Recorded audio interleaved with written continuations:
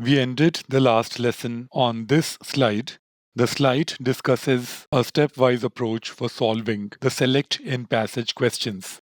In this lesson, we would be applying this approach on a GRE-like example. Before we do so, you may want to pause the video and revise this approach. Let us now take a GRE-like example. We spot that it is a select in passage question type, and we need to select a sentence whose function is to indicate the breadth of capabilities of the person at the center of the passage. This is our approach for solving the select in passage questions, and we just completed the first step. The second step is to read the paragraph carefully and develop a mind map that duly connects the key points in the passage. This passage starts by raising a question about whether this scientist should be considered remarkable. Then the passage develops a case for why this scientist should be considered remarkable. Then the passage has a contrast trigger followed by a case for why this scientist should not be considered remarkable. That's our mind map here. So we duly completed the second step here, and now we will go by elimination using the answer choices to our advantage.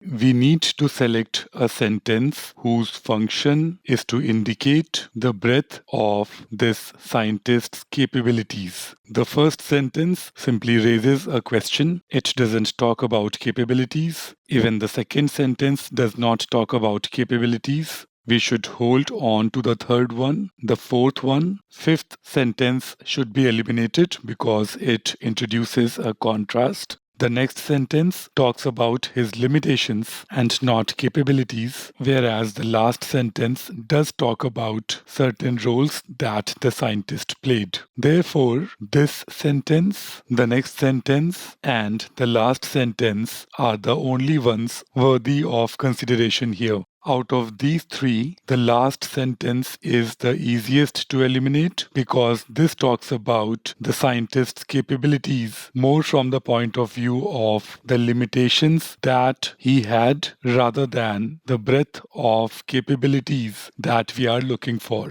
This answer choice is more about the scientist's accomplishments, and this largely talks about his accomplishments as an astronomer. Everything mentioned here is from the point of view of the accomplishments this scientist had in capacity of being a gifted astronomer. Therefore, this answer choice does not do justice, which is breadth of his capabilities.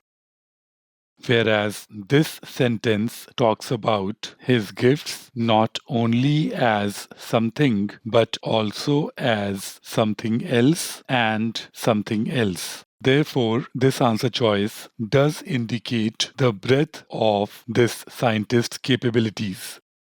This sentence is the correct answer choice. If you got this question correct and through a thorough, complete reasoning, excellent job. This sentence here is the correct answer.